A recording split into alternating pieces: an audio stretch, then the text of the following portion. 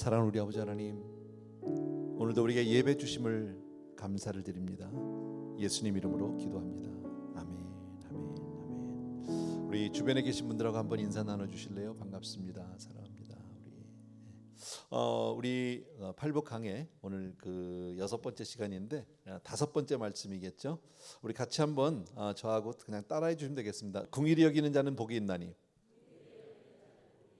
그들이 긍휼히 여김을 받을 것이며. 예, 아멘, 아멘, 아멘. 예, 죄송합니다.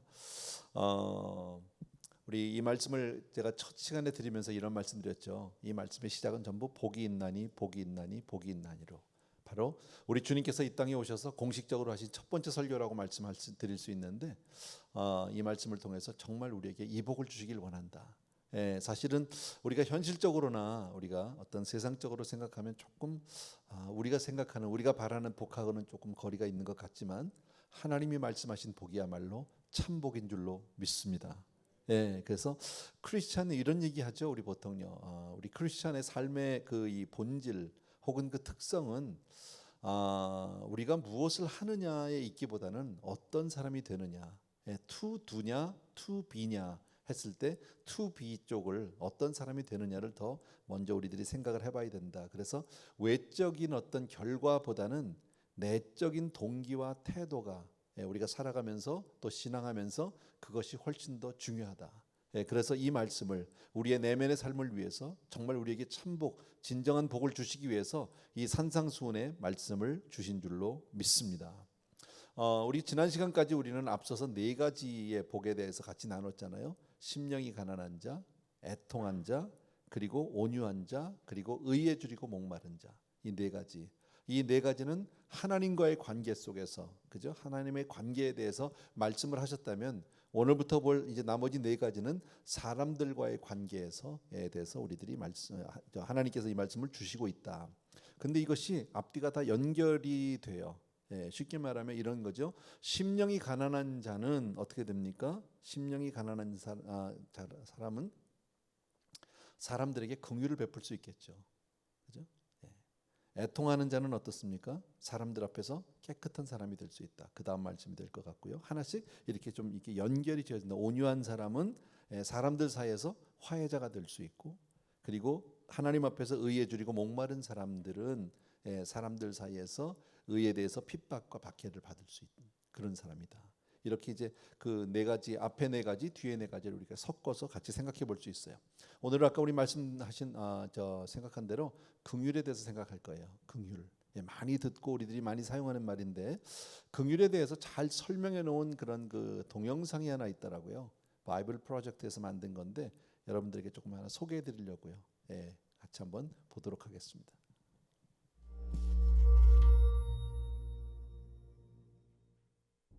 하나님이 어떤 분이신지 표현하는 건 어렵고 벅찬 일일 수 있어요. 그러나 하나님의 신비에 대해 곰곰이 생각했던 성경 저자들은 그분의 성품을 항상 이렇게 표현했죠. 긍휼하고 은혜로우며 노하기를 더디하고 한결같은 사랑과 진실이 풍성한 분. 여기서 첫 번째 단어는 긍휼한 또는 히브리어로 라훔인데요. 명사형인 라하밈 또는 긍휼로 사용되기도 하죠. 매우 흥미로운 점은 이 두 단어 모두 모태를 뜻하는 히브리어 레헴과 관련이 있다는 거예요. 즉 히브리어의 긍휼은 인간의 근본적인 부분을 다룬다는 거죠. 또 이 단어는 어머니가 자신의 연약한 아기에게 느끼는 다정한 감정을 떠올리게 해요. 이렇듯 라훔은 강한 정서를 전달하는 말이죠. 때로 이 단어는 심히 마음 아파한다는 뜻으로 해석되기도 하는데요. 솔로몬 왕이 이제 막 아기를 낳은 2 여인을 만나는 이야기에서 슬프게도 한 아기가 죽어요. 그런데 2 여인 모두 살아있는 아기가 자기 아기라고 주장하죠. 솔로몬은 그들을 시험하려고 아기를 둘로 잘라 2 엄마에게 반씩 주라고 해요. 그러자 진짜 엄마가 심히 마음 아파하면서 자기 아기가 죽는 걸 보느니 차라리 다른 여인에게 주라고 하는데요. 바로 이 긍휼함이 그녀가 진짜 엄마라는 걸 드러내주죠. 그러나 라훔은 단지 감정의 차원을 넘어 행동도 수반하는 말이에요. 그리고 놀랍게도 이 단어는 하나님이 그분의 감정이 동기가 되어 행동하시는 것을 표현할 때 가장 많이 사용되죠. 이스라엘 백성이 이집트에서 고통받고 압제당할 때 하나님이 그들의 절규를 들으시고 마음의 긍휼, 즉 라하밈이 생겨 그들을 구원하시는 것처럼요. 그 후 이스라엘 백성이 위험한 광야를 지나면서 배고프고 목말라 할 때도 하나님은 라훔하셔서 그들을 그분의 자녀처럼 돌보세요. 그들에게 필요한 모든 음식과 물과 입을 것을 공급하시고 친히 그들을 인도하시죠. 그러니 여호와가 광야에서 이스라엘 백성에게 자신의 성품을 드러내실 때 맨 먼저 긍휼한 분이라고 하신 건 놀랄 일이 아니죠. 하지만 여호와의 끊임없는 라함임에도 불구하고 이스라엘 백성은 계속해서 그분을 배반해요. 여호와의 긍휼을 거부하고 도리어 다른 신들에게 충성을 맹세해요. 또한 서로에게 긍휼을 베풀기보다 오히려 폭력을 가하죠. 이러한 반역의 결과 그들은 결국 포로가 되어 전 세계로 흩어지고 말아요. 이스라엘 역사의 이 어두운 순간에 우리는 이사야서에서 여호와가 자신을 자기 아기를 향한 라함임으로 가득한 어머니에 비유하시는 구절을 보게 되는데요. 그분은 어머니가 어찌 제 젖먹이를 잊겠으며 제 태에서 낳은 자식을 긍휼 또는 라함임하지 않겠느냐. 비록 어머니가 자식을 잊는다 해도 나는 너를 잊지 않겠다 말씀하세요. 어머니와 같은 긍휼로 가득한 하나님은 그분의 백성을 구원하실 거예요. 그리고 이사야서를 더 읽다 보면 이를 이루시기 위해 하나님이 인류의 고통에 직접 참여하실 거라는 걸 알게 되는데, 이는 예수님이 등장하실 때를 미리 가리킨 것으로서 그분은 바로 여호와의 깊은 긍휼이 인간이 되신 것이죠. 헬라어로 긍휼은 오이크티르모스인데요. 예수님은 병든 자들을 품으시고 소외된 자들을 돌보시며 인간의 고통에 심히 마음 아파하세요.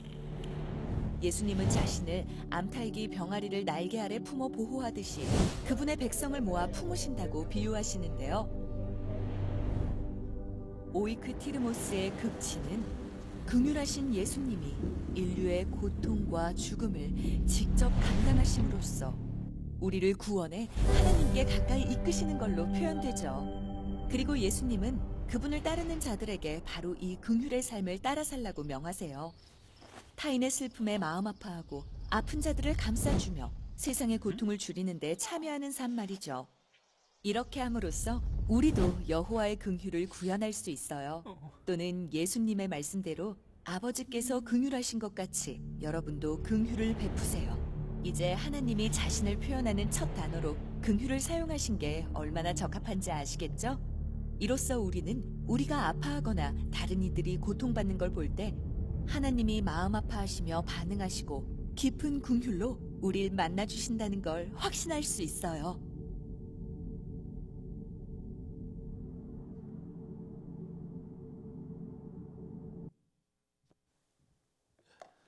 잘 보셨죠? 얼마나 잘 만들었는지 몰라요. 내용이 너무 잘 표현이 돼 있어서 여러분들에게 소개해드리고 싶었습니다. 긍휼, 그 첫 번째 그 긍휼의 의미에 대해서는 우리 뭐 지금 프로젝트 뭡니까 동영상을 통해서도 우리들이 잘 봤는데, 사실은 긍휼과 굉장히 흡사한 단어가 우리가 많이 쓰는 단어는 은혜라는 단어를 우리가 생각해 볼 수 있어요. 그런데 긍휼과 은혜는 같은 말은 아니죠. 물론 말도 다르지만 그 차이점을 우리가 조금 본다면, 긍휼은 이런 거죠. 우리가 죄로 인해서 벌을 받아야 함에도 불구하고 하나님이 벌하지 않는 것. 은혜는 정반대예요. 우리가 아무런 자격이 없음에도 불구하고 하나님이 축복해 주시는 것. 상당히 비슷한 것 같지만 조금 다른 의미가 있다라는 겁니다. 근데 안타깝게도 본래 죄로 말미암아 타락한 우리 인생에게는 긍휼한 마음이 있을까요, 없을까요? 없죠. 우리에게는 그런 마음이 없고 긍휼은 하나님의 마음이에요. 이것은 그래서 우리가 감정이나 어떤 상황에 따라서 막 변화되는 그런 사람의 사랑이나 용서와는 조금 다른 그런 표현이다, 이렇게 생각할 수 있어요. 또 하나 저는 이렇게 표현하고 싶어요. 긍휼 그러면 불쌍히 여긴다, 그런 말도 되는데 그것만 가지고는 좀 부족하고요. 플러스 불쌍히 여기는 것과 사랑하는 마음이 두 개가 다 있는 것.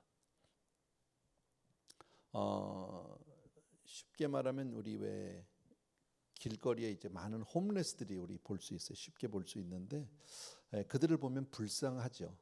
그렇죠? 안 됐죠. 또 날씨가 이렇게 추워지고 이렇게 되면 점점 더 안 됐는데 사랑하지는 않아요. 그러니까 긍휼은 아니에요, 그거는요. 측은히 여긴다, 불쌍히 여긴다만 가지고 긍휼이라고 얘기할 수는 없어요. 그러니까 긍휼은 다시 한 번 말씀드리면 불쌍히 여기는 마음과 사랑하는 마음이 두 개가 다 같이 있는 것. 바로 그런 마음이다 이렇게 생각하시면 될 거예요. 그러니까 우리 안에 그런 마음이 있기가 어렵죠. 탕자의 비유에서 그 아버지의 마음, 아들을 향한 그 아버지의 마음이 바로 긍휼이고요. 선한 사마리아인 우리 이야기 너무너무 잘하는데 거기서 누가 우리의 이웃이죠? 거기서 바로 선한 사마리아인 얘기를 하면서 바로 예수님이 우리의 이웃이라는 것을 말씀해 주지 않습니까? 그것이 바로 긍휼한 마음이다. 이렇게 우리 볼 수 있어요. 우리 성경 구절 하나 볼 텐데 마태복음 9장 13절입니다. 마태복음 9장 13절 천천히 같이 한번 읽읍시다. 시작. 너희는 가서 내가 긍휼을 원하고 제사를 원하지 아니하노라 하신 뜻이 무엇인지 배우라. 나는 의인을 부르러 온 것이 아니요 죄인을 부르러 왔노라 하시니라. 내가 긍휼을 원하고 제사를 원하지 아니하노라 하신 뜻을 무엇인지 여기서 긍휼을 원하고 하는 말씀이 나오죠. 또 마태복음 23장 23절에요. 다 같이 시작. 화 있을진저 외식하는 자는 서기관들과 바리새인들이요 너희가 박하와 회향과 근체의 11조는 들이되 율법에 더 중한 바 정의와 긍휼과 믿음은 버렸도다. 그러나 이것도 행하고 저것도 버리지 말아야 할 것이다. 율법에 더 중한 바 뭐라고 그랬습니까? 정의와 긍휼과 믿음이라고 얘기한다. 여기서 긍휼을 우리가 볼 수 있어요. 그래서 긍휼에 대해서 누가복음 10장에 보게 되면은 여리고로 내려가다가 강도 만난 사람 이야기 우리 성도님들이 다 잘 아는 이야기 아닙니까? 근데 그 강도 만난 사람이 정말 거의 거반 죽게 돼서 길거리에 쓰러져 있는데 마침 그때에 그 옆을 지나가던 한 제사장이 있었어요. 또 그리고 얼마 후에 그 옆을 또 지나가는 레위인도 있었다고 성경이 그렇게 말씀합니다.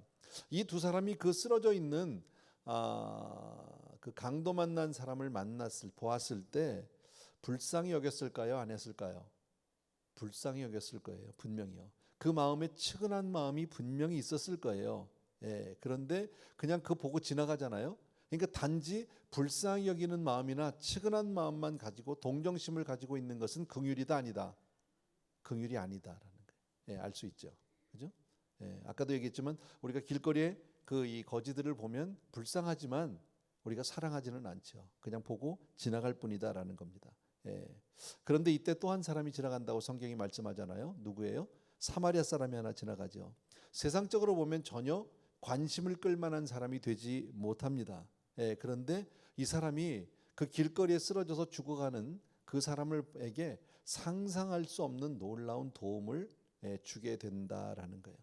성경을 계속해서 읽어보면 어떻게 했죠? 그를 보고 불쌍히 여겼다고 그랬어요. 이 사람도 똑같이 앞에 있었던 제사장이나 레위인도 마찬가지로 불쌍히 여겼어요. 근데 나머지 그 사람들은 불쌍히 여기고 그냥 지나갔지만 이 사마리아 사람은 어땠습니까? 불쌍히 여겨 그를 보고 불쌍히 여겨서 그 다음에 가까이 갔다고 그랬어요. 다가가는 삶에 발걸음이 있었어요. 그리고 자기가 가지고 있었던 기름과 포도주를 그 상처에 붓고 싸매 주었어요. 그리고 자기 짐승에 태워서 주막까지 그를 데리고 갔고 그리고 주막 주인에게 그를 부탁하게 됐죠. 그리고 데나리온 2를 내주고 그리고 혹시 내가 돌아올 때 혹시 부비가 더 들면 돈이 더 들면 내가 돌아올 때 갚아주겠다라고 그렇게 얘기하는 말씀이 나옵니다. 이 사건, 이 이야기를 우리가 너무 잘하는데 이것을 한마디로 얘기하면 긍휼이다 이렇게 볼 수 있어요. 자, 그럼 가만히 한번 생각해 봤어요. 이 이야기는 우리가 너무 잘 알잖아요. 선한 사마리아인 이야기 너무 잘 하는데 우리가 그렇게 긍휼할 수 있을까요? 여러분? 우리가 아무도 모르는 사람인데 길거리 가다 그냥 쓰러져 있는 사람에게 가서 가던 걸음을 멈추고 가서 그를 끌어안고 그리고 내가 가진 기름을 붓고 포도주를 붓고 그리고 그를 또 내 나귀에 태워서 그리고 여관까지 그를 데려가서 주인에게 맡기고 돌아올 때 돈이 더 들면 더 주겠다고 이렇게 할 수 있는 사람이 있을까요? 뭐 사람은 간두고 여러분은 할 수 있습니까? 여러분 같으면 그렇게 할 수 있습니까? 나는 못할 것 같아요. 못하는 게 아니라 안 할 것 같아요. 그죠? 맞아요. 우리는 할 수 없어요. 아까도 얘기했지만 이 긍휼한 마음은 우리에게 있다 없다? 없어요. 우리에게요. 이건 하나님의 마음이에요. 하나님만 할 수 있어요. 예. 그러니까 바로 하나님이 우리를 향해서 하시는 행동이 바로 이런 거예요. 예.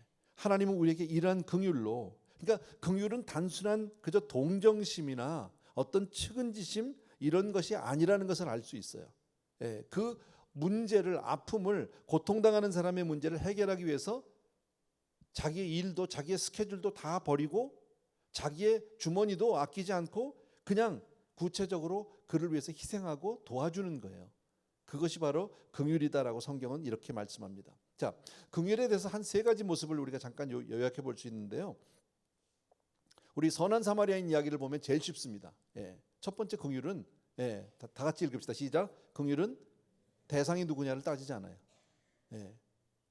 그러니까 지금 길거리에서 강도 만난 사람을 보면서 이 사마리아 사람이 찾아가서 이 사람이 누군지, 어느 동네 사람인지, 내가 아는 사람인지, 혹시 옆집 사람인지 뭐 봤습니까? 그런 거 보지 않았어요. 예, 일단 이 사람에게 도움이 필요하다. 절대 도움이 필요한 사람이라는 사실 한 가지 외에는 아무것도 없어요. 그것만 보는 거예요. 예, 이 사람이 과거에 어떻게 살았느냐, 왜 이렇게 됐느냐, 지가 너무 이렇게 잘못 살아가지고 지금 이렇게 이 꼴이 됐다, 이것도 아니고 지금 당장 이 사람은 도움이 필요하다. 여러분, 신분을 확인하고 도와준 것이 아니다라는 겁니다. 예, 그것보다는 당장 지금 죽게 되었으니까 이 사람을 지금 돕지 않으면 안 된다. 예, 그래서 도와준 것을 얘기한다라는 거예요, 여러분. 예, 참 쉽지 않은 얘기예요, 그죠? 예, 두 번째는요, 다 같이 시작.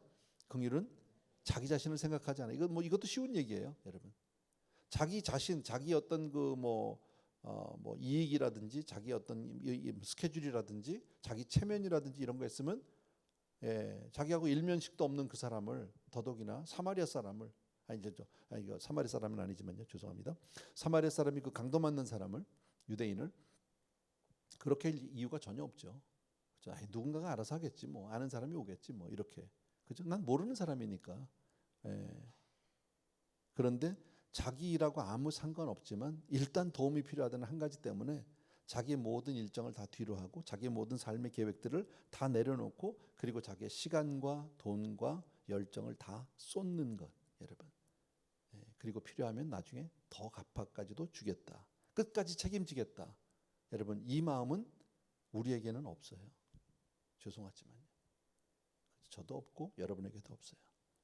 우리 주님 안에만 있어요. 예수님의 마음이에요, 여러분. 우리가 만약에 진짜 이렇게 살면 어떨까요, 여러분? 진짜 이렇게 지금 오늘 선한 사마리아 사람 같이 만약에 그것을 우리의 실생활 가운데 그렇게 살면 우리 가족들이 뭐라고 그럴까요? 잘했다고 그럴까요? 미쳤다고 그럴까요? 어느 쪽일까요? 미쳤다고 그럴걸요? 야단 맞을걸요? 너 돌았냐고, 할 일이 그렇게 없냐고, 응? 그러면서 그러겠죠. 네가 온 세상 사람 다 도울 거냐고, 너 아니라도 할 사람 많다고, 뭐 이런 얘기들을 쉽게 하지 않겠습니까, 여러분? 세 번째입니다. 긍휼은요, 다 같이 시작. 긍휼은 감정이 아니라 행동이다. 아까도 말씀드린 거 지금 정리하는 거예요, 그냥요. 긍휼은 불쌍히 여기는 마음이 있어요. 맞아요. 동정심도 있고 측은한 마음도 있고 안타까운 마음도 있고 다 있어요. 근데 그거 말고 실제로 내 삶을 드렸느냐 아니냐, 그걸 얘기하는 거죠.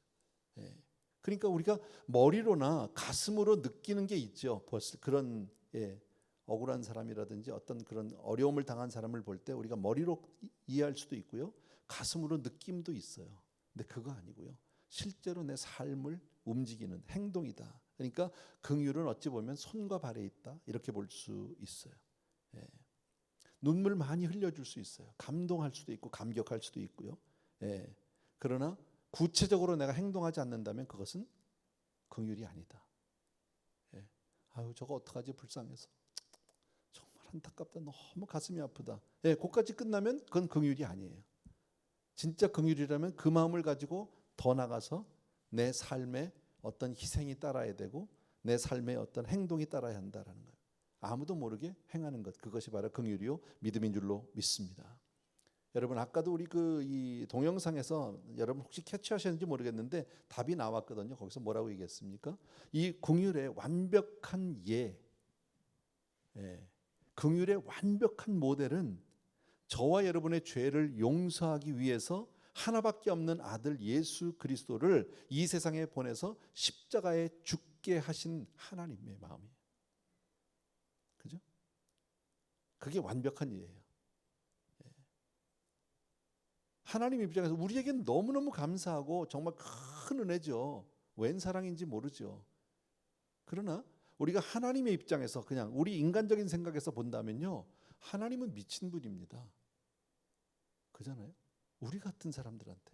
더더기나 우리가 로마서에 보면 아직 우리가 죄인 되었을 때 우리를 뭐 하나님을 좋다는 것도 아니고 믿는 것도 아니고, 하나님 앞에 충성을 한 적도 없고 아무것도 아닌 그런 사람들을 위해서 하나밖에 없는 내 아들을 희생을 시켜서 그것도 그렇게 비참하고 처참하게 십자가에서 죽게 한다?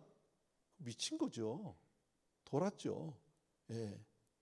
근데 하나님은 불쌍한 우리를 보고 그대로 두면 안 되니까, 그냥 멸망받을 수밖에 없는 우리를 그냥 두고 보실 수가 없어서 아들이라도 희생시켜서 우리를 구원해 내시는 바로 하나님의 긍휼로 인해서 저와 여러분이 구원받게 되신 줄로 믿습니다. 아멘. 그러니까 정말 아무런 자격도 없고 조건도 없어요. 그런 우리를 위해서 영원한 가치를, 영원한 생명을 우리에게 부여해 주신 줄로 믿습니다. 아멘. 그죠? 이거 참 말은 쉬운데 내용은 다 하는데요, 우리에게 이 마음이 없다는 게 너무 안타깝다. 그렇잖아요. 가끔 보면 사무실로 이렇게 이제 그 편지들이 오고 혹은 연락이 와요. 도움을 요청하는. 일면식도 없어요. 근데 뭐 도와달라고 편지가 와요.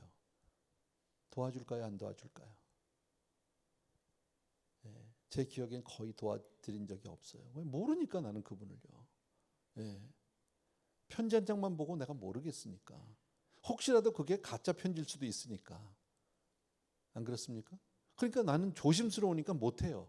근데 그렇게 본다면 진짜 그 사정을 난 모르지만 하나님의 마음하고는 오늘 우리가 생각하는 이 긍휼과는 너무나도 찔림과 부족함이 많은 저 자신을 볼 수밖에 없다라는 거예요. 아마 앞으로도 못할 겁니다.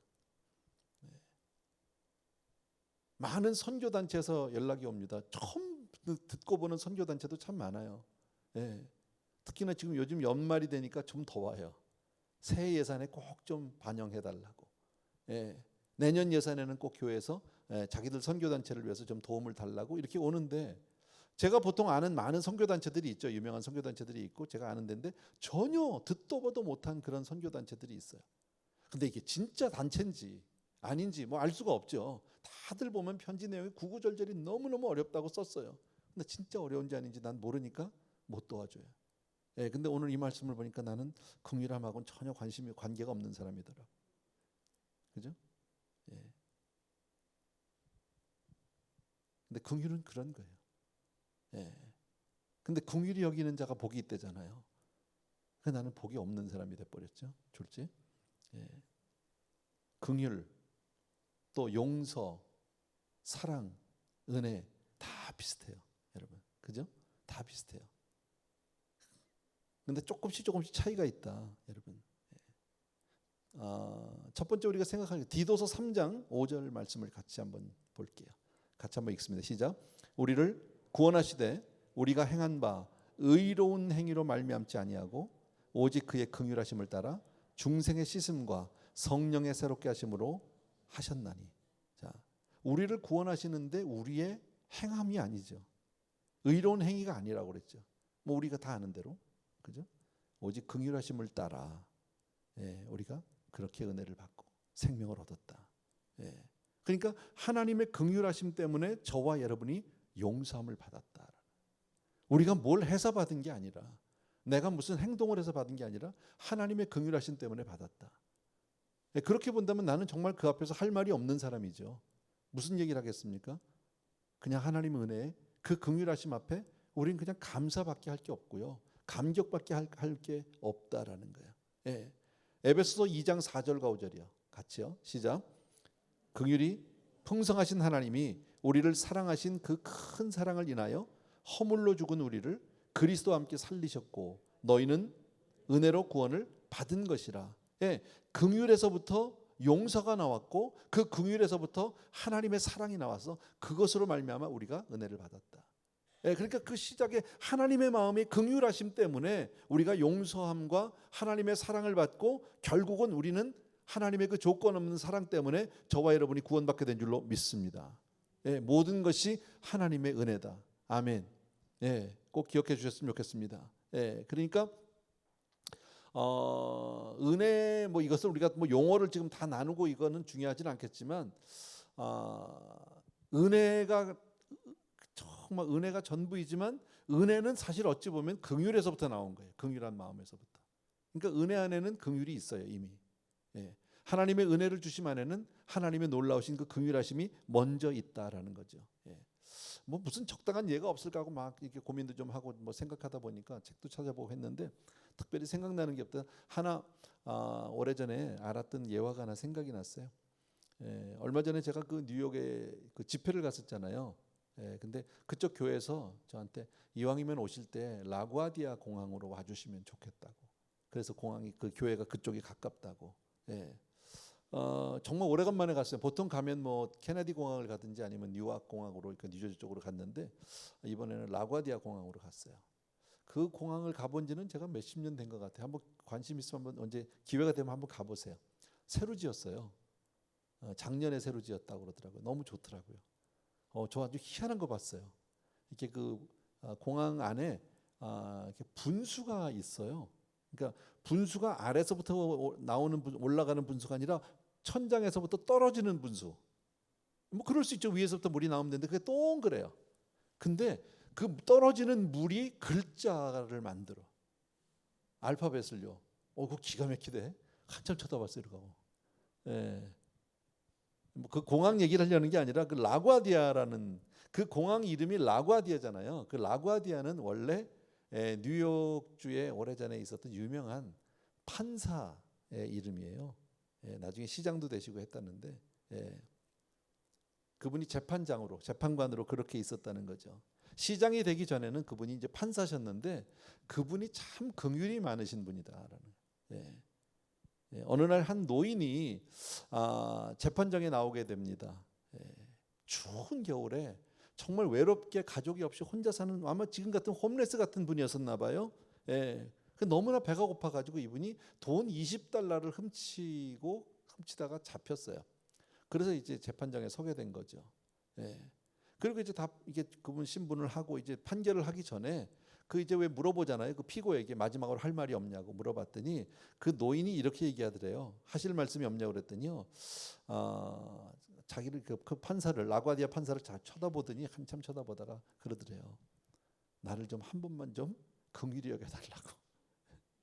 나에게 긍휼을 베풀어 주시면 너무 감사하겠다고.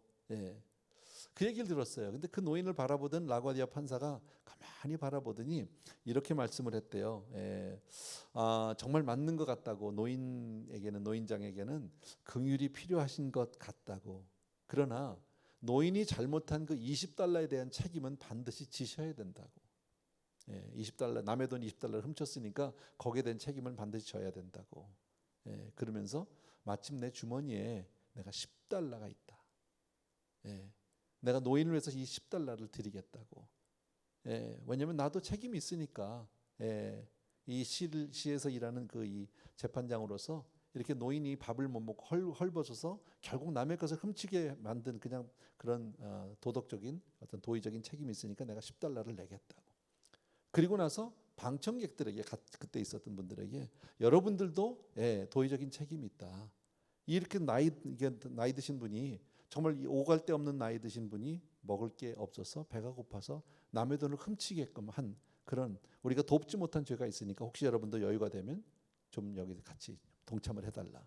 근데 그 자리에서 사람들이 돈을 모아서 그 돈을 이제 다 갚아줬다는 거예요. 그런 일화가 있어요. 그래서 그 라구아디아 그 시장이 그렇게 긍휼한 분이다. 그래서 재판장으로 있다가 재판관에서 결국은 시장이 되었다. 뭐 존경받는 시장이 되었다. 그래서 이름까지 그 공항 자체가 라구아디아 공항으로 이제 뭐 그렇게 됐다라는 예화를 오래전에 본 적이 있어요. 그래서 그 생각이 났어요. 긍휼이라는 건 그런 거예요. 불쌍히 여기는 것으로 끝나는 게 아니라 내 주머니에서 10달러를 꺼내서 주고 그 노인을 위해서 그저 방청하던 방청객들이 같이 동참해서 그 일에 돕는 그런 것이다라는 거예요. 오늘 성경이 뭐라고 말합니까? 긍휼히 여기는 자는 복이 있나니 저희가 긍휼히 여김을 받을 것이며, 긍휼히 여김을 받는다. 이건 쉬운 거죠. 뿌린 대로 거두는 거죠. 좋은 씨를 뿌리면 좋은 열매를 맺습니다. 긍휼을 심으면 긍휼을 얻는다. 여러분, 특히나 젊었을 때 긍휼을 많이 심으면 나이 들어서 긍휼히 여김을 받게 될 줄로 믿습니다. 그러니까 너무 야박하게 살면 안 될 것 같아요. 잘해야죠, 그죠? 너무 야박하게 산 사람 얘기가 하나 있죠. 1만 달란트 탕감 받은 사람 이야기 우리 다 알죠, 그죠? 1만 달란트, 어마어마한 돈을 탕감 받았습니다. 얼마나 감사합니까? 근데 자기에게 100데나리온 빚진 자를 용서하지 못하잖아요. 그에게 쫓아가서 100데나리온 달라고 얘기하지 않습니까? 갚으라고. 사실 빚진 사람에게 갚으라는 것 자체는 잘못은 아닙니다. 그건 당연한 건데, 그러나 그에게는 긍휼한 마음이 없었다. 그래서 결국은 다시 주인이 그에게 그 1만 달란트를 다시 책임을 묻게 되는 이야기를 우리 너무너무 잘 알지 않습니까? 그러니까 심은 대로 거두는 거예요. 긍휼히 여기는 자는 복이 있나니 저희가 긍휼히 여김을 받을 것이며. 그래서 우리가 살아가면서, 사실 우리가 현대를 살아가면서 다 누구나 뭐 지고 싶은 사람 없잖아요. 손해 보고 싶어하는 사람 아무도 없지만, 때로는 이런 긍휼한 마음을 가지고 손해인 것 같지만 결국 하나님께서 갚아 주실 줄로 믿습니다. 누가 긍휼할 수 있을까요, 여러분? 어떤 사람이 긍휼히 여김을 받을 수 있을까요? 누가 긍휼할 수 있을까요? 이유는 첫 번째는 이렇게 볼 수 있어요. 에베소서 2장 4절이에요. 같이요, 시작. 긍휼이 풍성하신 하나님이 우리를 사랑하신 그 큰 사랑을 인하여 그랬습니다. 긍휼이 풍성하신 하나님이 우리를 사랑하신 그 큰 사랑을 인하여. 그러니까 내가 먼저 긍휼함을 입었다라는 것을 안 사람이에요. 내가 먼저 긍휼함을 받았다. 저와 여러분이 이 세상을 살면서 내가 정말 하나님의 긍휼하심으로 오늘까지 살았다. 아멘입니까, 여러분? 그것을 잊지 않는다면 우리가 그렇게 막 뭐라 그럴까, 뭐 야박하게 안 살 것 같아요. 너무 계산적으로 살지 않아도 될 것 같아요. 로마서 5장 8절이요, 유명한 구절이죠. 다 같이 시작. 우리가 아직 죄인 되었을 때에 그리스도께서 우리를 위하여 죽으심으로 하나님께서 우리에 대한 자기의 사랑을 확증하셨다. 우리가 뭘 해서가 아니라고 그랬잖아요, 그죠? 우리가 아직 죄인 되었을 때, 믿었을 때도 아니고 잘했을 때도 아니고 착했을 때도 아니라 아직 여전히 죄덩어리일 그때에 하나님의 일방적인 긍휼하심과 용서하심과 사랑하심과 은혜로 말미암아 우리가 정말 하나님의 사랑을 확증했다라고 성경은 말씀한다라는 겁니다. 아까도 말씀드린 대로 긍휼한 것은 긍휼한 마음과 생각에서 머물지 말고 어디까지? 행동으로 움직여야 된다. 행동으로. 작게라도 조금씩 그렇게 했으면 참 좋겠어요. 또 연말이 지금 돼가잖아요.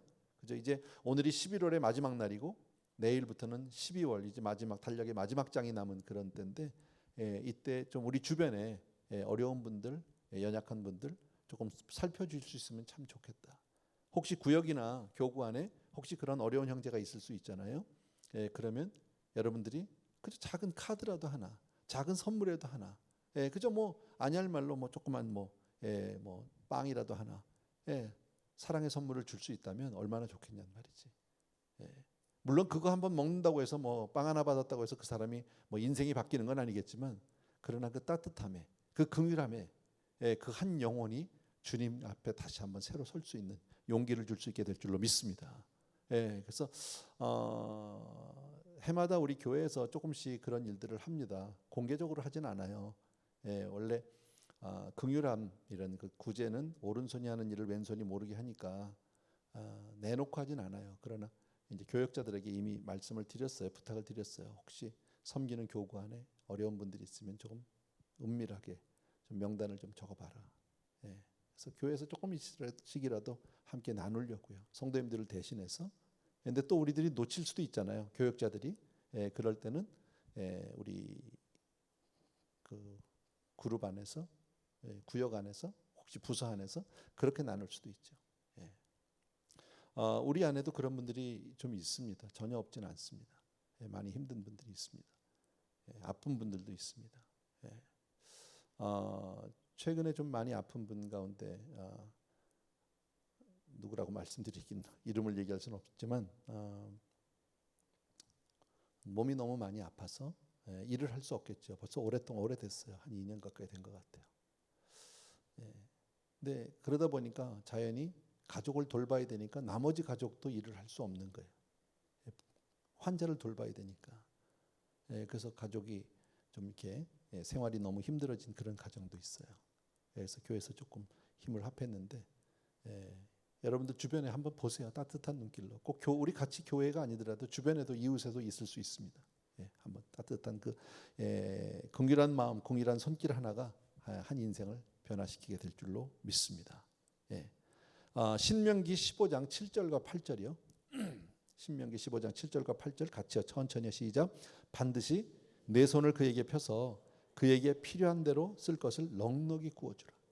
그러니까 긍휼한 마음은 넉넉히 주는 거예요. 필요한 대로 주래요.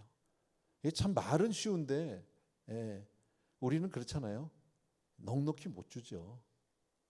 달라고 해도 좀 깎고 싶고 줄 땐 주더라도 조금 덜 주고 싶고 많이 못 줄 것 같고 왜냐하면 혹시 못 받을 수도 있으니까. 그럼 내가 손해를 보니까 필요한 대로 넉넉히는 안 되는데 성경은 그렇게 우리에게 말씀합니다. 8절 보면요. 다 같이 시작. 삼가 너는 마음에 악한 생각을 품지 말라. 곧 이르기를 일곱째 해 면제년이 가까이 왔다 하고 내 궁핍한 형제를 악한 눈으로 바라보며 아무것도 주지 아니하면 그가 너를 여호와께 호소하리니 그것이 내게 죄가 되리라. 아무것도 안 주면 그 사람이 혹시 하나님 앞에 제가 아무것도 안 줘요 내가 이렇게 얘기하는데 그러면 그것이 나에게 죄가 된다. 그러니까 긍휼에 대해서 하나님이 이렇게 우리에게 말씀해 주시고 있죠. 야고보서 2장 15절에서 17절까지예요. 다 같이 시작. 만일 형제나 자매가 헐벗고 일용할 양식이 없는데 너희 중에 누구든지 그에게 이르되 평안히 가라 덥게 하라 배부르게 하라 하며 그 몸에 쓸 것을 주지 아니하면 무슨 유익이 있으리요. 이와 같이 행함이 없는 믿음은 그 자체가 죽은 것이라. 뭐 유명한 구절이죠. 꼭 도움이 필요한 사람은 도와주어라. 조금 더 나가서 긍휼히 여기는 삶 가운데 우리가 또 하나 뭐랄까 적용해야 될 것은요. 남을 헐뜯지 말자. 그죠? 가난과 어려움에 처한 사람을 비난하지 말라. 저 맨날 저렇게 살더니 내 그럴 줄 알았어. 내 저렇게 쉽게 할 수 있는 얘기 아닙니까? 어려움 당하고 힘든 사람 내가 그 평소에 그렇게 말 안 듣더니 내가 저렇게 살 줄 알았어. 뭐 이런 거. 그러지 말라라는 거예요, 여러분. 죄로 인해서 고통당하고 있는 사람에게 또 하나의 짐을 지워주지 마라. 더 어렵게 만드는 경우들 있잖아요. 위로와 격려.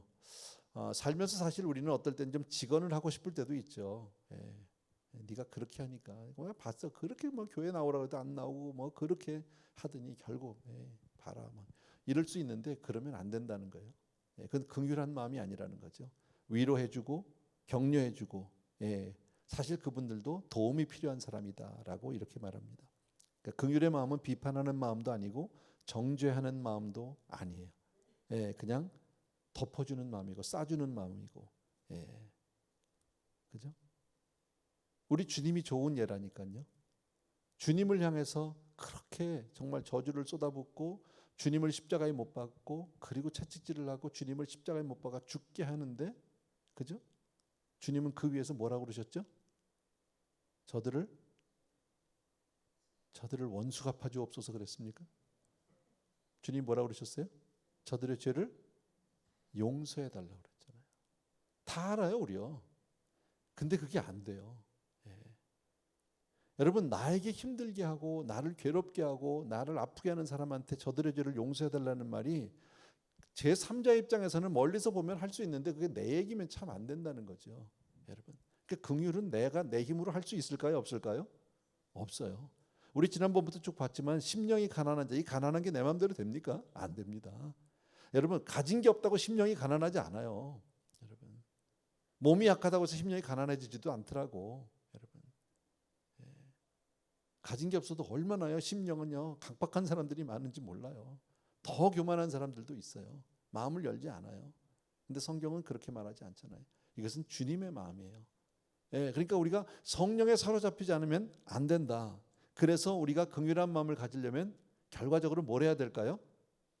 기도하지 않으면 안 된다. 기도하지 않으면 너무 뻔한 얘기 같은데 기도하지 않으면 안 된다. 여러분, 기도하면 겸손하게 되고 기도하면 우리가 먼저 긍휼의 옷을 입게 될 줄로 믿습니다. 예, 특별히 내가 용서할 수 없는 사람, 사랑할 수 없는 대상 앞에서 그렇게 기도할 때 하나님이 그 은혜를 주실 줄로 믿습니다. 그래서 우리 주변에 있는 많은 이웃들은 긍휼의 대상이고 기도의 대상이다. 정죄의 대상도 아니고 판단의 대상도 아니고 너무 거룩한 얘기만 하니까 재미는 없죠. 얘기하면서 나도 시원함은 없어요. 왜냐하면 우리 안에는 이런 마음이 없으니까. 근데 오늘 성경이 우리에게 이 말씀을 하신 우리 주님은 긍휼히 여기는 자는 복이 있나니 저희가 긍휼히 여김을 받을 것이다. 자, 복이 있다고 얘기한 것은 누구에게 복이 있다는 겁니까? 우리에게 복이 있다는 거예요. 우리에게 복을 주시기 위해서 이 말씀을 하는 거죠. 그죠? 그런데 이게 참 쉽지 않다라는 거예요. 그래서 내 힘으로는 안 돼요. 기도하지 않으면 안 돼요, 여러분. 그래서 꼭 이런 것들을 우리가 하나씩 좀 놓고 그렇게 기도할 수 있으면 좋겠어요. 살아가면서 많은 관계 속에서 살면서 어려움 당할 때도 참 많고요. 사실 어려움 해도 여러 가지 어려움이 있지만 사람으로 인한 어려움도 참 힘들잖아요. 경제적인 어려움도 어렵고요. 건강 때문에 어려운 것도 참 어렵지만 사람으로 인해서 당하는 어려움만큼 힘든 것도 없거든요. 그게 이제 사역이죠. 교역자들이 그게 힘든 거죠, 사실은요. 뭐 예배 한번 드리는 게 어려운 게 아니라 사람과의 수많은 사람들과의 관계 속에서 어려움을 당할 수 있는데 그렇게 이 긍휼한 마음을 하나님이 안 주시면 안 되겠죠. 참 쉽진 않아요. 내가 인격으로 누르고 참는 것은요, 어느 한계점에 달하면 다 터져 나오고 말잖아요. 그런 것을 얘기하는 게 아니겠죠. 주님의 마음 달라고. 우리 찬양 가운데 뭐 그런 거 있잖아요. 주님 마음 내게 주소서. 주님 마음 내게 주소서. 어떤 마음입니까? 오늘은 긍휼의 마음입니다. 그 긍휼의 마음을 우리에게 주소서. 근데 이 긍휼하려면 일단은 같은 수준에서는 긍휼이 안 될 겁니다. 똑같은 수준에서는요. 일단 그 사람보다 상대방보다는 내가 훨씬 더 위에 있어야 됩니다. 그래야 긍휼하게 될 거 아닙니까? 세상적으로는 그 사람이 더 많이 가지고 더 높은 사람일 수도 있고요. 더 힘 있는 사람일 수도 있어도 내가 영적으로 더 그분보다 위에 있으면 그분을 오히려 불쌍히 여길 수 있죠. 세상의 힘을 가지고 휘두르고 뭐 돈 가지고 막 사람들을 좌지우지가 하려고 하는데 그 사람은 하나님을 잘 모르지만 나는 하나님의 자녀예요. 그거 볼 때 참 안 됐잖아요. 아유, 저거 저렇게 불쌍하게 살지. 하나님 저를 불쌍히 여겨달라고. 긍휼한 마음은 같은 수준에서는 안 돼요. 그러니까 이거는 수준이 우리가 영적으로 올라갈 수밖에 없어요. 교회도 마찬가지예요. 많은 성도님들도요, 여러분. 그래서 기도할 수 있는 저와 여러분 되었으면 참 좋겠습니다. 더 이상 할 말 없어요. 끝. 우리 찬양 하나 하면서 우리 잠시 기도하고 오늘 마치려고 합니다. 오늘 너무 거룩한 말씀이라 제가 잘 안 되네요. 이렇게 저 자신도 너무 부족해서 우리 하나님의 은혜로 우리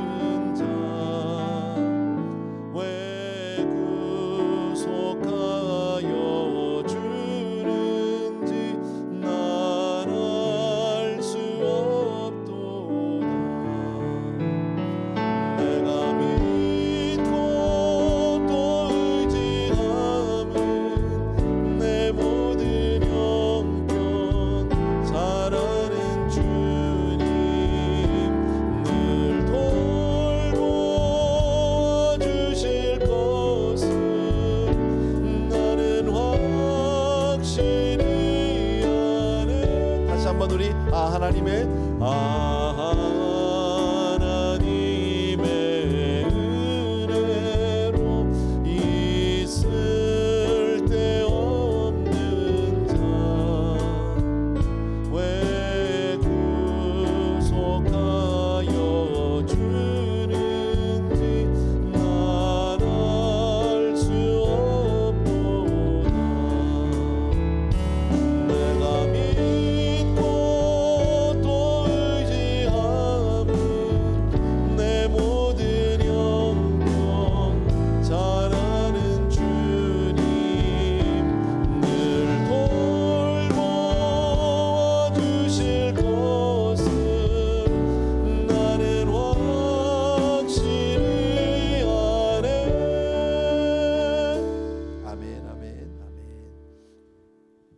우리 시간 같이 한번 기도하기를 원합니다. 오늘 긍휼에 대한 한 가지 주제만 가지고 우리 같이 한번 나눴는데요. 말씀드린 대로 오늘 우리 긍휼에 대해서 가장 여러분들이 쉽게 요약할 수 있는 거 아까 말씀드린 대로 선한 사마리아인 이야기를 보시면 됩니다. 강도 만난 자를 어떻게 그가 돕고 있는지, 어떻게 긍휼을 베풀고 있는지 그 내용을 아까 잠깐 말씀드렸는데요. 그렇게 해주시면 좋겠습니다. 그리고 주님, 우리가 정말 주님 이 말씀을 긍휼히 여기는 자는 복이 있다고 말씀하셔서 우리가 이런 복된 사람이 되길 원하고 내가 그렇게 복을 받는 사람이 되길 원하는데, 하나님 이 복은, 이 긍휼의 마음은 우리에게 있지 않음을 하나님 앞에 솔직히 고백합니다. 우리 솔직하게 얘기하시고요. 혹시 여러분 마음 가운데 마음에 부담이 있거나 미움이 있거나 용서하지 못한 사람이 있다면 이 시간에 하나님 앞에 그냥 솔직하게요. 이 사람도 내가 용서하고 더 나아가서는 사랑할 수 있는, 또 긍휼을 베풀 수 있는 그런 자리까지 나갈 수 있도록 나를 변화시켜 달라고 우리 그렇게 한번 기도했으면 좋겠습니다. 같이 기도합니다. 은혜로우신 우리 아버지, 우리 귀한 성도님들 함께 시간 가지면서 아버지 하나님이 주신 긍휼에 대해서 우리 같이 나누었습니다. 아버지 하면 주님을 닮아가는 우리가 될 수 있도록 주여 도와주시기를 원합니다. 아버지 하나님, 주여 내가 긍휼을 원하고 제사를 원하지 않는다고 말씀하신 아버지, 먼저 내면이 되라고 말씀합니다. 우리의 속사람이 먼저 주님을 닮아가는 사람이 되게 해달라고 기도합니다. 살아가는 내 아버지 하나님, 우리의 힘으로는 할 수 없음을 솔직히 고백합니다. 우리 주변에 아버지를 살아가면서 많은 관계 속에서 아픔을 나눌 때도 있었고 아버지 하면 서로 간에 상처를 주고받을 때도 있었음을 솔직히 고백합니다. 살아가는 내 아버지 하나님, 정말 우리들이 아버지 하나님 주여 정말 그런 관계 속에서 주님처럼 아버지 하나님 주여 정말 긍휼을 베풀 수 있는 사람이 되게 도와주시기를 간절히 소원합니다. 살아가는 내 아버지 하나님, 오늘 강도 만난 자 이야기를 통해서 정말 우리가 어찌 살아야 되는지를 보여주십니다. 아버지 하나님, 먼저 우리에게 이 마음을 허락해 주시기 원합니다. 내가 먼저 긍휼함을 입었음을 우리가 잊지 않게 도와주시기 원하고, 먼저 아버지의 긍휼함을 받았고 은혜를 입은 자로서 아버지의 은혜를 나눌 수 있고 덮어줄 수 있고 형제를 싸매줄 수 있는 그런 사람이 될 수 있도록 도와주시기를 원합니다. 상대방을 따지지 않게 도와주옵소서. 어떤 사람이든 상관없이 아버지 하나님 먼저 용서하고 사랑할 수 있는 사람이 되게 도와주시기를 원합니다. 긍휼히 여기는 사람 되게 하여 주셔서 사랑하는 우리 아버지 하나님, 능력의 우리 아버지 하나님, 귀한 우리 성도님들이 아버지 하나님 주여 정말 그렇게 아버지 하나님 주여 정말 긍휼한 사람이 될 수 있도록 도와주시기를 간절히 소원합니다. 사랑하는 내 아버지 하나님 주여 정말 어떤 사람이든지 간에 아버지 하나님 주여 정말 아버지 하나님 우리가 감정으로 마음으로만이 아니라 행동으로 옮기는 우리가 될 수 있도록 주여 도와주시기를 간절히 소원합니다. 사랑하는 내 아버지, 능력의 우리 아버지 하나님, 우리 마음 가운데 주여 딱딱한 마음들이 있습니다. 풀려지지 않은 마음들이 있습니다. 용서하지 못하는 마음들을 용서해 주시기 원하고 아버지 하나님 주여 정말 주의 은혜로 말미암아 하나님의 은혜로 우리들이 그렇게 긍휼함을 받고 정말 그렇게 변화받는 사람들이 다 될 수 있도록 주여 도와주시기를 간절히 소원합니다. 아버지 하나님, 정말 우리가 우리의 정말 삶으로 우리의 행함으로 아버지 우리의 어떤 행동으로 우리가 구원을 받은 것이 아니고 하나님의 용서함을 받은 것이 아님을 다시 한번 기억하고 우리들이 고백하게 되기를 간절히 소원합니다. 성령께서 우리에게 기름을 부어주셔서 새롭게 해주시기를 원합니다. 달라지게 도와주시기를 간절히 소원합니다. 사랑하는 내 아버지 하나님, 우리가 결국 하나님 앞에 우리가 용서함을 받았다면, 우리가 구원함을 받았다면 오직 하나님의 긍휼하심 때문이요 하나님의 사랑 때문인 줄로 확실히 믿습니다. 사랑하는 내 아버지 하나님, 그 긍휼을 우리들이 배울 수 있도록 도와주시기를 간절히 소원합니다. 사랑하는 내 아버지 하나님, 오 할렐루야 아버지, 사랑하는 내 아버지 하나님 주여 정말 우리가 끝까지 아버지 하나님 주여 우리 삶을 희생하면서 드릴 수 있는 그런 사람들이 될 때 도와주시기 원하고, 사랑해 주님, 능력의 우리 아버지 하나님, 우리 주변에는 너무나 많은 사람들이 그리스도의 사랑에 목마른 사람들이 있는데 우리들이 아버지 하나님 그 사랑을 전하는 그런 메신저가 되게 도와주시기 원하고, 용서를 먼저 아버지 하나님 주여 우리들을 도와주길 간절히 소원합니다. 사랑하는 아버지, 우리가 먼저 변하게 하여 주옵소서. 달라지게 하여 주옵소서. 솔직히 우리에게는 이런 긍휼한 마음이 없고 긍휼할 수도 없음을 솔직히 고백하는데, 사랑하는 내 아버지 하나님 우리를 변화시켜 주셔서 아버지 하나님의 1만 달란트를 탕감받은 그 감사와 감격을, 그 은혜를 우리가 잊지 않도록 도와주시옵소서. 때로는 우리가 정말 1만 달란트를 탕감받았으면서도 100데나리온을 용서하지 못하는 아버지 하나님 주여 정말 그렇게 정말 우리들의 삶이 아버지 하나님의 연약한 사람이 될 수도 있음을 고백합니다. 사랑하는 내 아버지 하나님, 긍휼에 풍성하신 하나님께서 우리 한 사람 한 사람을 그렇게 긍휼한 사람이 되게 도와주시옵소서. 풍성한 은혜로 살아갈 수 있도록 도와주시기를 간절히 소원합니다. 오 나의 사랑하는 내 아버지 하나님, 아멘. 우리 집사님 C 메이저로 해주실래? 미안한데 조금만 다시 한번 하나님의 은혜로 하나님의 은혜로 이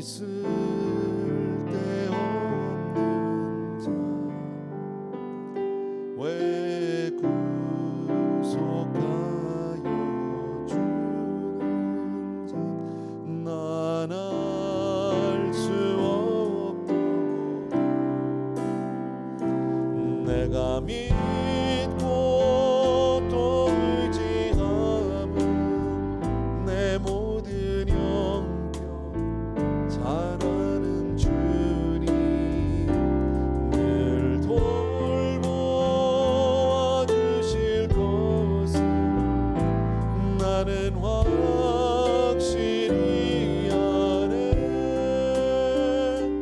왜 내게 굳센 믿음과 또 복음 주셔서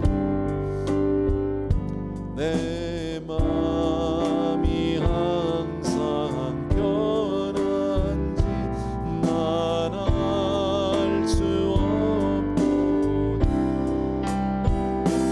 내가 믿고 또 의지함은 내 모든 형편 잘 아는 주님 늘 돌보아 주실 것을 나는 확실히 아네. 아멘, 아멘. 우리 이 시간에요 여러분들에게 중보기도 좀 요청할게요. 예, 감사한 소식을 먼저 전할게요. 우리 몇 주 전인가요?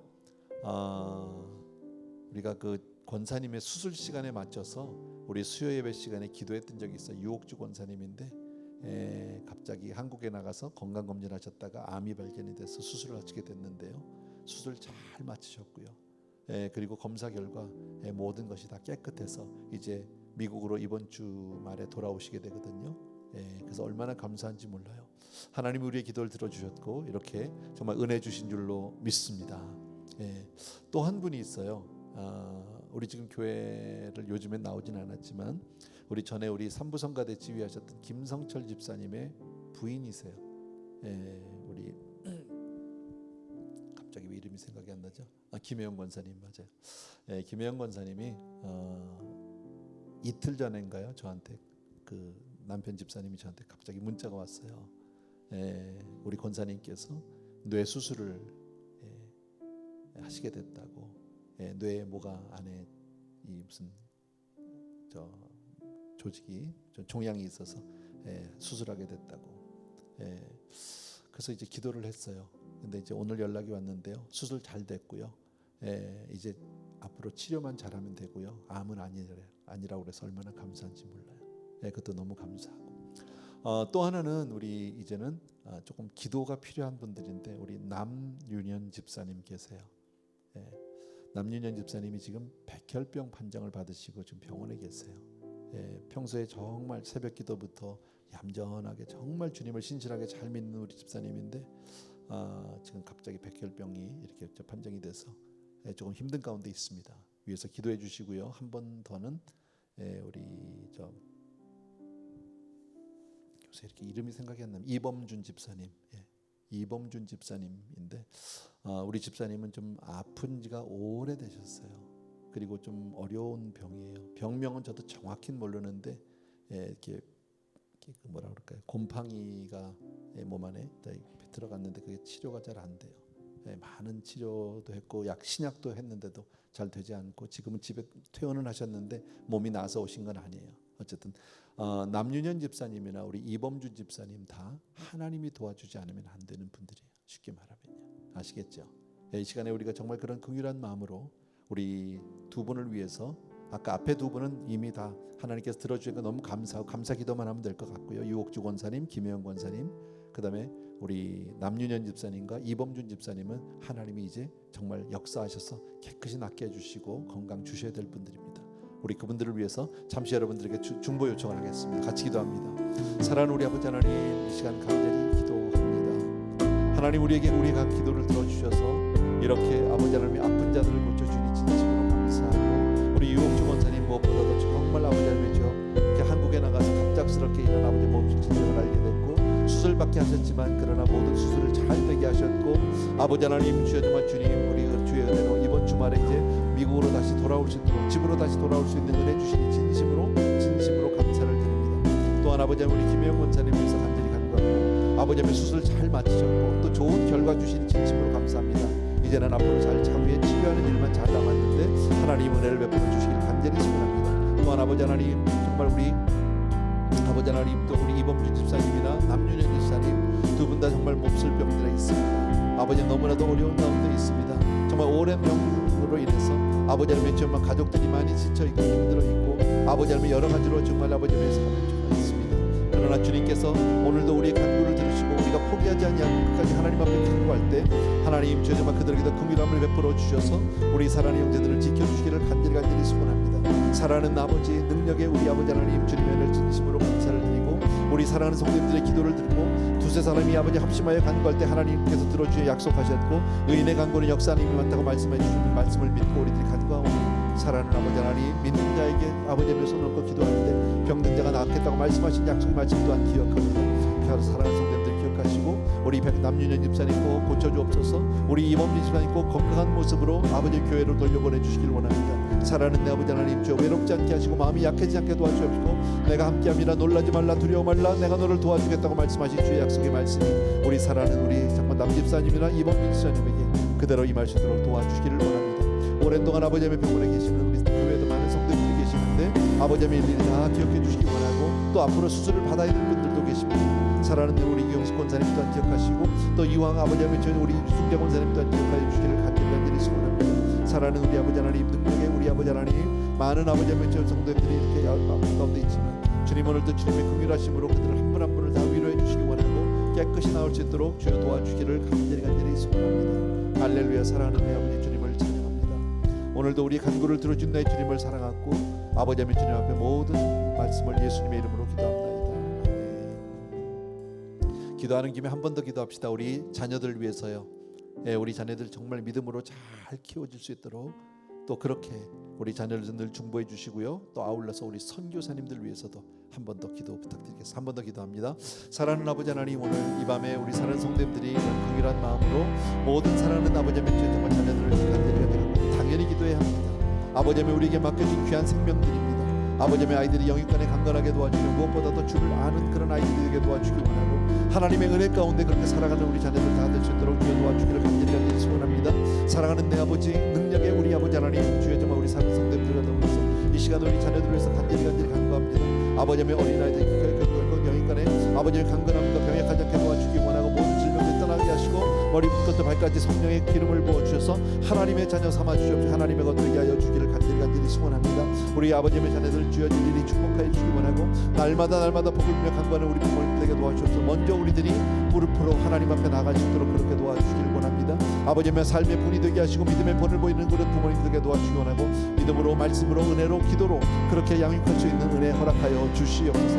하나님 우리의 간구를 오늘도 들어주신 나의 주님을 찬양합니다. 간구합니다. 또한 아버지 하나님 우리 선교사님들께서 간절히 간구합니다. 귀한 종들을 기억해 주시기 원하고 아버지의 어느 곳에 있는지 간에 그들의 삶 가운데 늘 하나님만이 아버지 높임을 받게 도와주기 원해서 하나님 그들의 삶을 영광 받아 주시기 원하고 한 영혼이라도 주여 주님 앞으로 인도하는 일에 아낌없이 그들이 쓰임 받을 수 있도록 주여 축복하여 주시옵소서. 할렐루야. 나의 사랑하는 내 아버지, 능력의 내 아버지 하나님, 우리 귀한 성도님들을 기억하여 주기를 원합니다. 은혜를 베풀어 주시기를 원합니다. 아버지, 나의 사랑하는 내 아버지 하나님, 오 할렐루야 바카라베레베레 사랑하는 종들을 기억하시고 선교지에서 외롭지 않게 하시고 힘들지 않게 하시고 아버지의 종들 가운데 늘 위로해 주시옵소서. 믿습니다. 오 할렐루야 바카라베레베레 오 라라라 바카라베레베레 아멘. 제가 기도하고 마칠게요. 사랑하는 우리 아버지 하나님, 오늘도 우리 사랑하는 성도님들과 오늘도 주의 전에 나와 주의 말씀을 듣습니다. 긍휼히 여기는 자는 복이 있나니 저들이 긍휼히 여김을 받을 것이라고 오늘도 복의 말씀을 우리에게 주셨습니다. 이웃과의 관계에서 사람과의 관계 속에서 긍휼히 여길 수 있는 사람 되게 하여 주옵소서.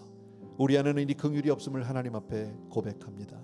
하나님 성령께서 우리와 함께 하시고 기름을 부어 주셔서 한 분 한 분이 그리스도의 마음 되게 하여 주옵소서.